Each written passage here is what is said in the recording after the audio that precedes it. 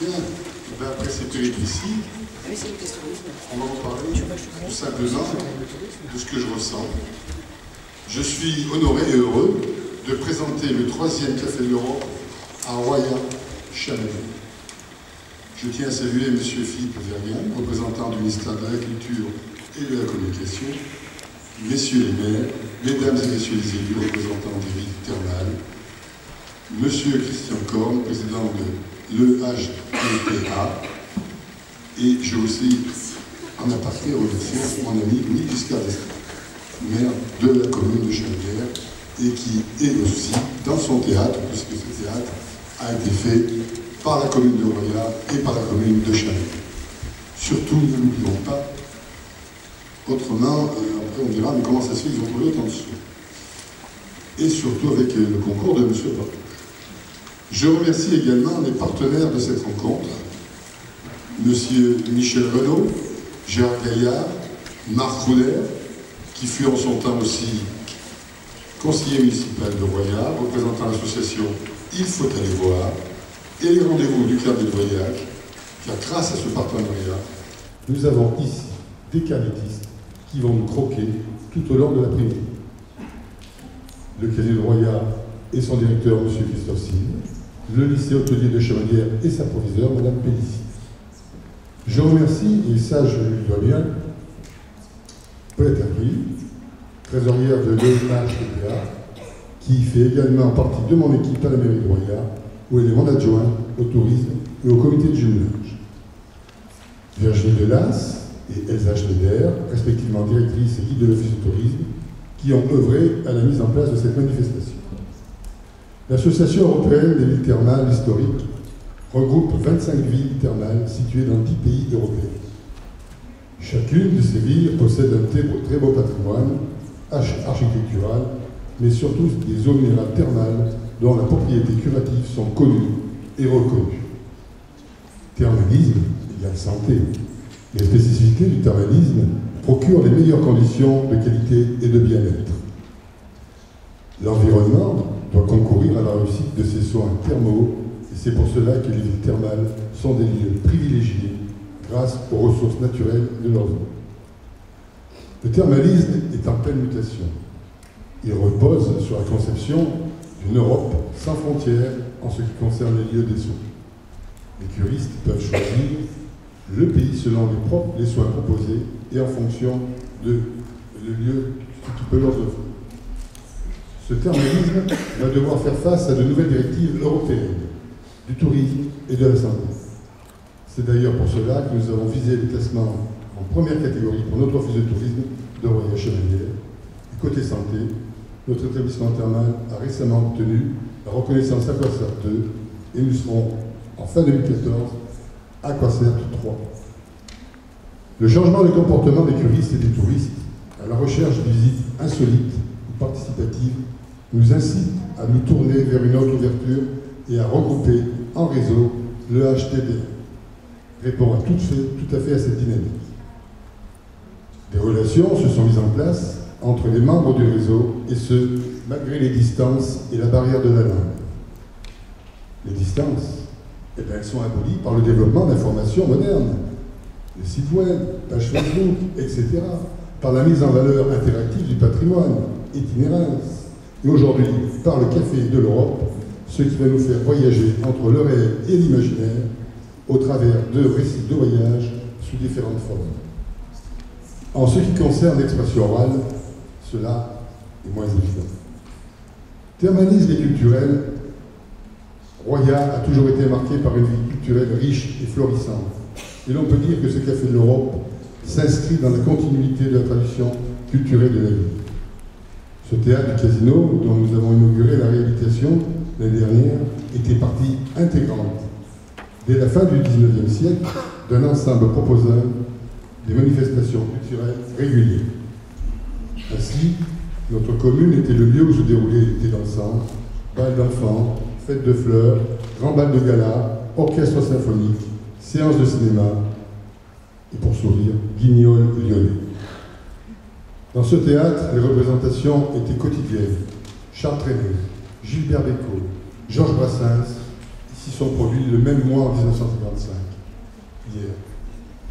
La littérature à Roya a également eu sa place. Fin du XIXe siècle, Clémentine Rousseau ouvre un salon de thé littéraire, encore connu de nos jours pour ses chocolats, la marquise de Séville.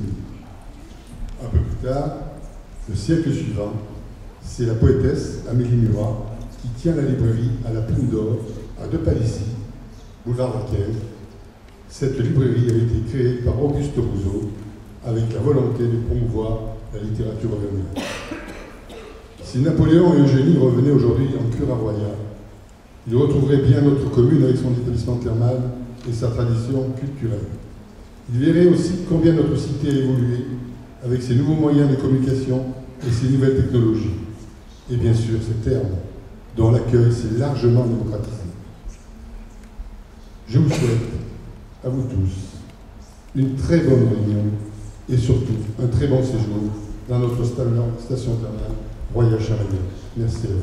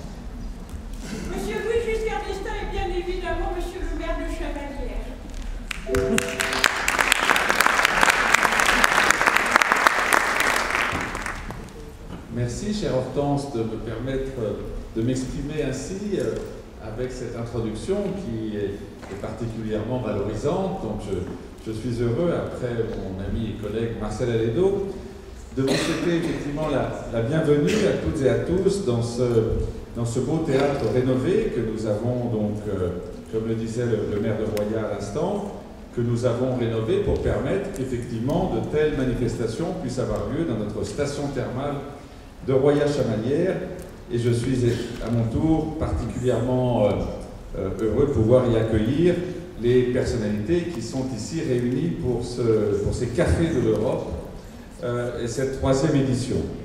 Alors, tout d'abord, je voudrais remercier et saluer Christian Korn, pendant encore quelques instants président de l'EHTTA.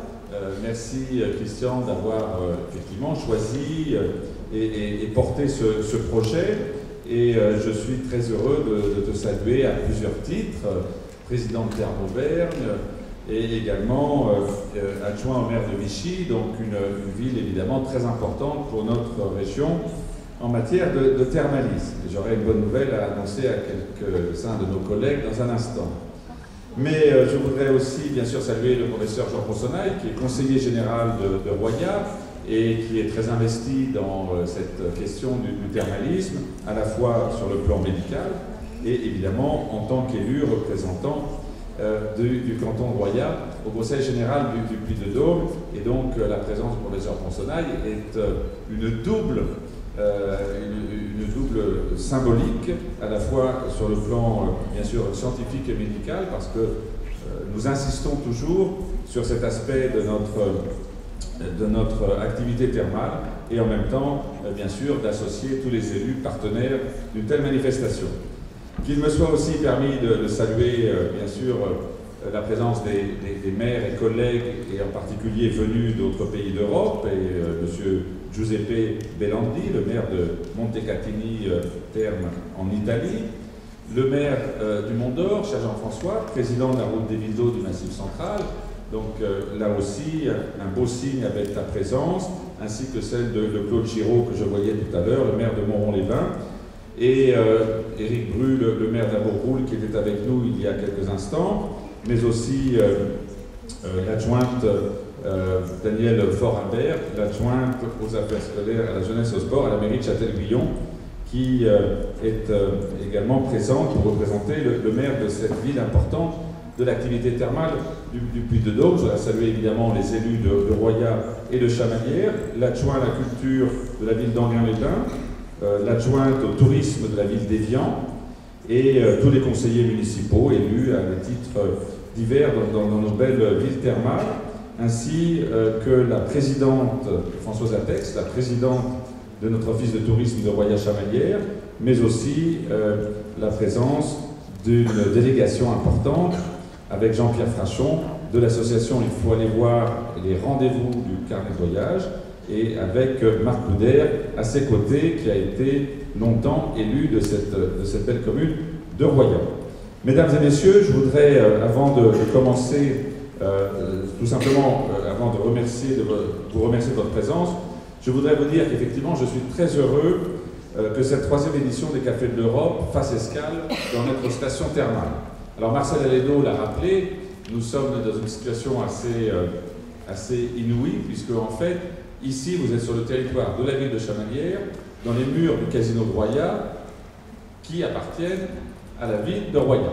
Donc vous voyez, nous sommes 2 stations thermales très imbriquées et je dirais toutes les 2 désireuses de participer à l'essor du thermalisme et au renouveau du thermalisme européen.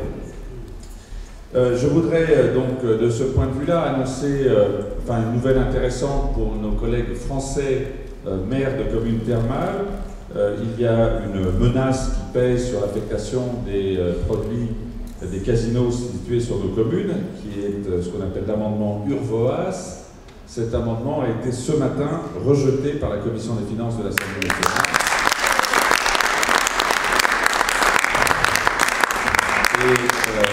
Et ayant eu tout récemment Gilles Carrez, le président de la Commission des finances de l'Assemblée, sur ce sujet, je crois pouvoir dire que nous avons fait un travail utile pour essayer de démonter ce mécanisme qui n'était pas nécessairement utile pour nos communes.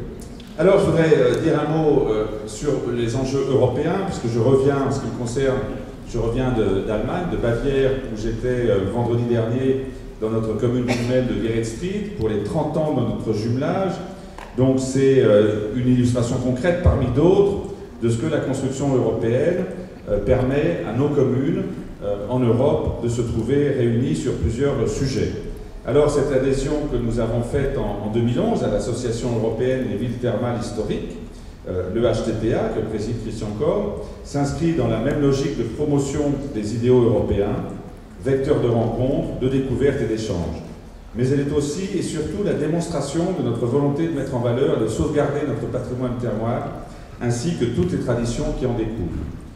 Ces 3e Cafés de l'Europe, déplacement d'autres parcours européens, voyage et mémoire, s'inscrit dans une initiative européenne qui est intitulée donc Source de culture, les Cafés de l'Europe, et qui vise à promouvoir l'Europe comme destination touristique à part entière, en sensibilisant le public à la richesse du patrimoine culturel commun à toutes nos stations et à toutes nos villes thermales.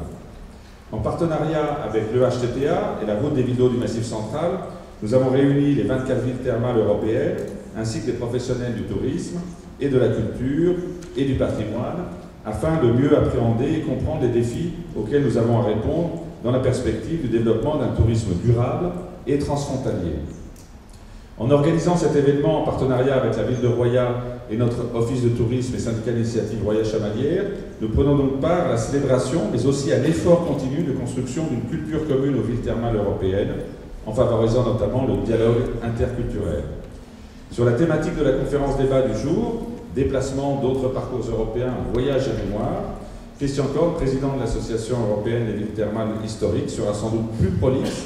Aussi, je lui laisserai la parole dans un instant. Mais avant de terminer et en conclusion de mon propos, je voudrais vraiment et sincèrement remercier tous ceux qui ont rendu possible la tenue de cette manifestation et qui font en sorte que nous soyons aujourd'hui réunis pour saluer cette culture européenne en matière de thermalisme, que toutes celles et tous ceux qui, comme moi et comme Marcel Alédo, maire de Royat, pensent que nous avons devant nous de beaux jours en matière de promotion d'un tourisme et d'une activité thermale reconnue, salue cette initiative et soit heureux de dire, comme je le pense, vive le thermalisme en Auvergne, dans notre pays et en Europe. Merci.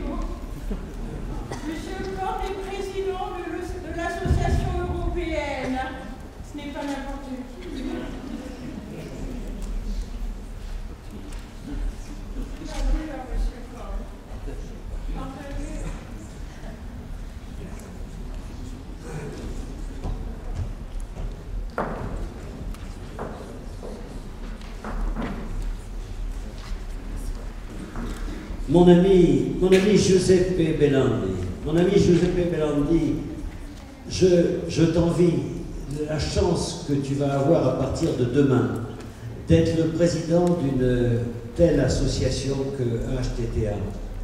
Je l'ai dit ce matin en conférence de presse parce que je le pense très sincèrement et je voulais le répéter en ouverture ici de ce Café de l'Europe.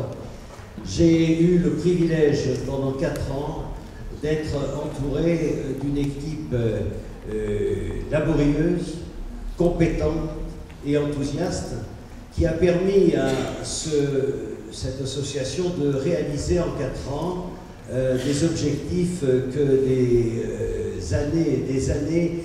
pendant des années et des années, d'autres itinéraires n'arrivent pas à réaliser. 6 mois après sa création, HTTA a obtenu le label d'itinéraire culturel européen grâce à un dossier fort bien préparé par tous ceux qui m'entourent. Et puis, 2 ans plus tard, un dossier a été déposé à la Commission européenne suite à un appel à projet culture et nous avons été nommés recevables parmi les tout premiers dossiers et avec une note qui, je crois, a fleuré les 96 sur 100. Et donc, c'est dire quelle joie, quel bonheur j'ai eu de présider cette association et je t'envie à partir de demain d'être le président de HTTA. Je remercie bien entendu le maire de Roya et le maire de Chamalières qui sont depuis longue date des véritables amis et qui nous reçoivent avec la qualité que nous savons qu'ils savent apporter aux moments importants de leur commune. Je remercie plus particulièrement, et c'est de dernière minute, Louis Giscard d'Estaing, parce qu'il y a une semaine exactement, presque jour pour jour, alors que j'étais à Enghien-les-Bains pour les journées d'automne du thermalisme français, tu m'as envoyé un SMS me disant que tu contactais immédiatement le cabinet de M. Carrez pour obtenir le report, voire le retrait de l'amendement Urvoas. Et je vois donc l'efficacité que tu as eue dans ta démarche et j'en témoigne devant tout le monde puisque effectivement il y a 8 jours nous n'étions pas sûrs du résultat et ton intervention a donc été, je pense, effectivement déterminante.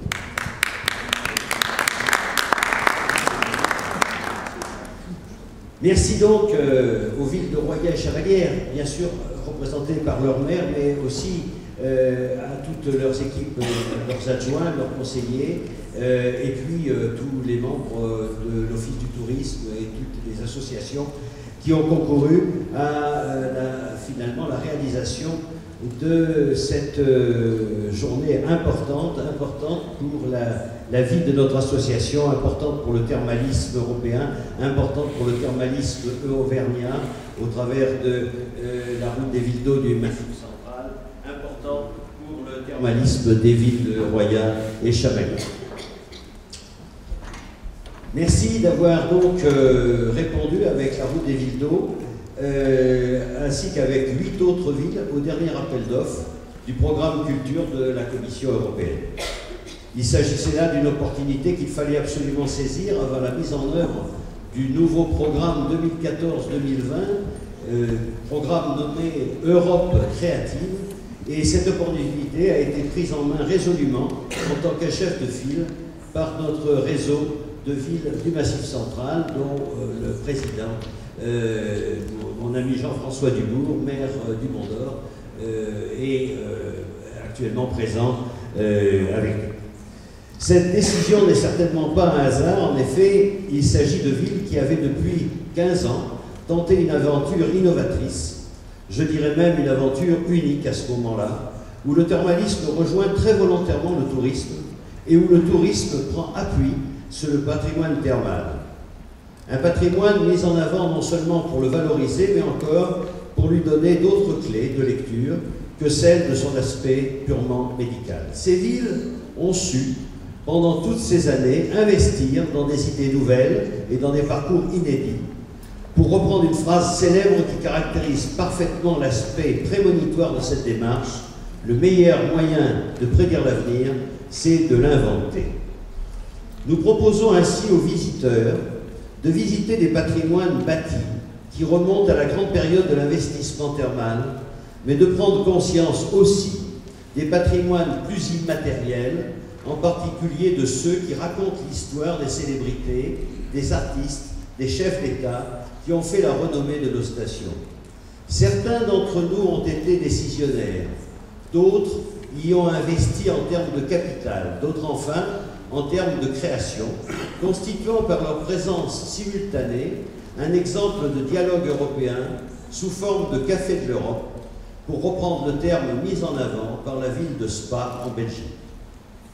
Ce sont ces cafés dont le concept est repris par conséquent des rencontres informelles des XVIIIe et XIXe siècles, où l'époque des Lumières, puis des Révolutions, mais aussi les voyages du Grand Tour, ont fait se confronter philosophes, scientifiques et décideurs que nous avons résolument mis au cœur de notre réponse à la Commission européenne en les adaptant à l'époque contemporaine. C'est donc une partie de cette histoire européenne commune que nous allons retracer aujourd'hui par l'image, la photographie, le dessin, le son et la dimension littéraire.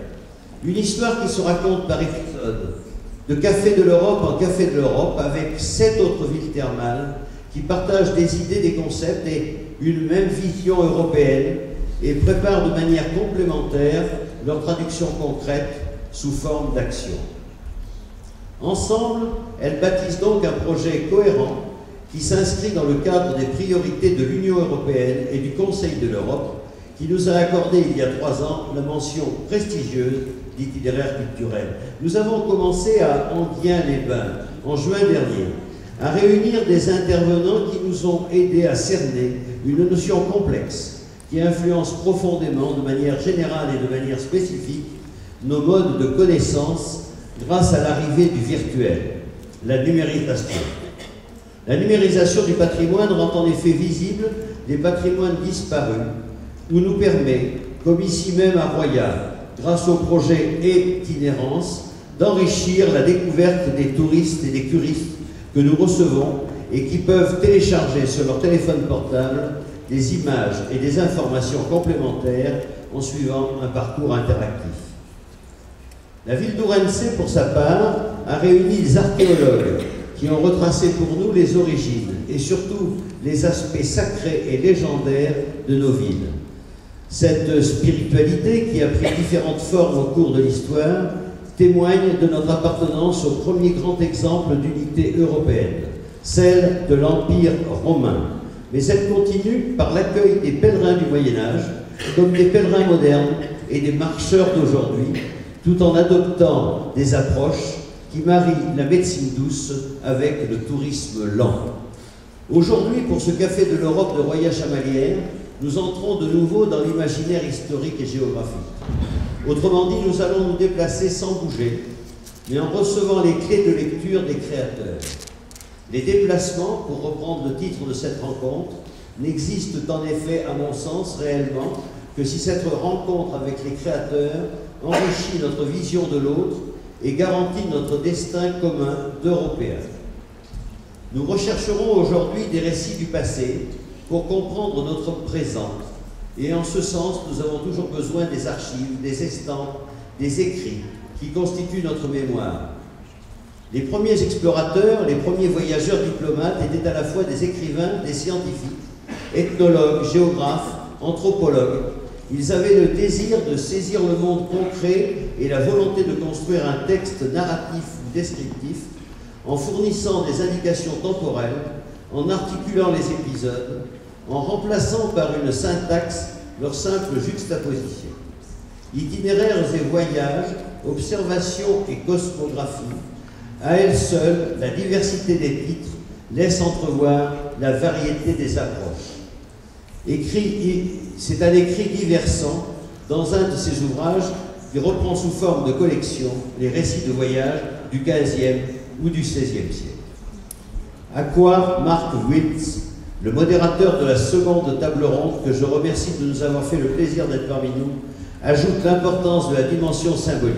Je le cite: « Si la catégorie de la géographie du déplacement est évidente pour tout ce qui touche au voyage et aux livres qui l'illustrent, d'autres interviennent antérieurement, comme celle de la mythologie, justement, ou des rêves de l'enfance, celle de la famille ou de la rupture, celle de l'attente, celle de la peur ou de la conquête, pour laquelle la géographie devient alors scène et espace de révélation de l'Ulysse à lui-même. » Dans une époque où le slogan prédominant est « Si le message ne se propage pas, il est mort », le récit ou le carnet de voyage peuvent nous aider à réconcilier la vie en temps réel vers laquelle tout nous pousse, avec le monde historique en temps partagé, dont nous avons besoin pour transmettre notre mémoire aux plus jeunes. Mais ces cafés, lieux de l'imaginaire et de l'imagination, sont aussi des lieux de prospective dont la Commission européenne attend des suggestions pour l'Europe 2020. Ces cafés sont enfin des espaces publics qui nous permettent d'examiner comment nos villes ont su innover dans le passé du point de vue urbanistique, médical, culturel, au sens large, en créant une culture de la santé et en contribuant à la santé de la culture. Comme le montreront également les cafés de l'Europe suivante, nos villes sont musicales, elles font appel aux plasticiens, elles sont devenues des centres cinématographiques et prolongent, avec des approches nouvelles, ouvertes au plus grand public, le temps d'un thermalisme mondain réservé à une élite.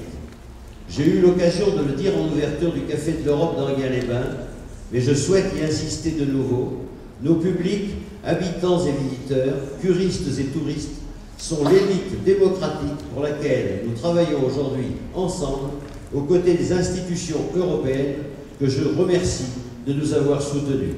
Je vous souhaite un bon café européen et un flot d'images entre voyage et mémoire. Merci à tous.